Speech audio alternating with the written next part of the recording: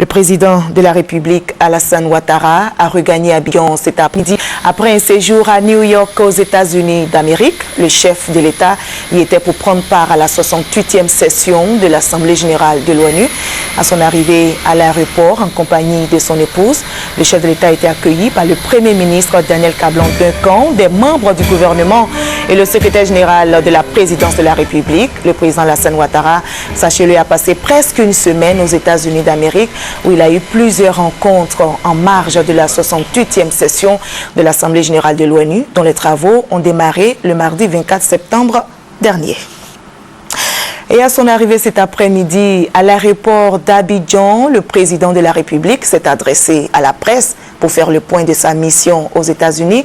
On écoute le chef de l'État. J'aimerais surtout insister sur la rencontre bilatérale que nous avons eue avec le secrétaire général des Nations Unies, M.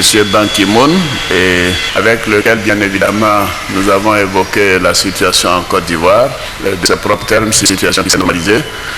La sécurité est bonne et nous sommes félicités de l'exceptionnelle performance de la Côte d'Ivoire dans les différents secteurs. Et d'ailleurs, en raison de cela, je lui ai confirmé notre décision de réduction des effectifs de l'ONUCI et du redimensionnement de la mission compte tenu du nouveau contexte que nous vivons actuellement.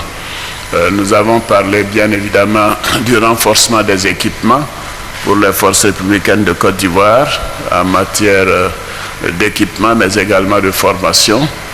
J'ai beaucoup insisté sur le soutien que nous souhaiterions avoir des Nations Unies et de la communauté internationale pour le programme de désarmement, démobilisation et réinsertion. Car nous avons à peu près 55 000 jeunes encore à démobiliser et pour lesquels nous voulons trouver des emplois. Et je lui ai dit que ceci était essentiel pour parfaire la situation sécuritaire qui s'est fortement améliorée ces temps-ci puisque l'indice sécuritaire est passé de 3,8 en début 2012 à 1,4 en fin août. En tant que président de la CEDEAO, j'ai évoqué avec le secrétaire général des Nations Unies la question de l'organisation des élections en Guinée-Bissau. Et là également, les financements sont bouclés grâce au soutien des pays de la CEDEAO d'abord et de la communauté internationale. Donc ces élections pourront avoir lieu le 24 novembre prochain, 24 novembre 2013. Nous avons, au titre du Conseil de paix et de sécurité de l'Union africaine, parlé de la situation en Centrafrique. Et là également, les Nations Unies ont adopté une position de soutien au processus politique en République centrafricaine. Nous avons participé également à une rencontre organisée par Mme Clinton, son époux et sa fille pour la protection de la faune, notamment des éléphants. Donc c'était une réunion importante pour nous, puisque la Côte d'Ivoire, c'est la Côte d'Ivoire, l'ivoire provenant de l'éléphant, et l'éléphant étant notre emblème national. Donc nous avons demandé que pour la protection des éléphants, la Fondation Clinton puisse nous venir en soutien quand nous aurons des dossiers spécifiques à leur proposer.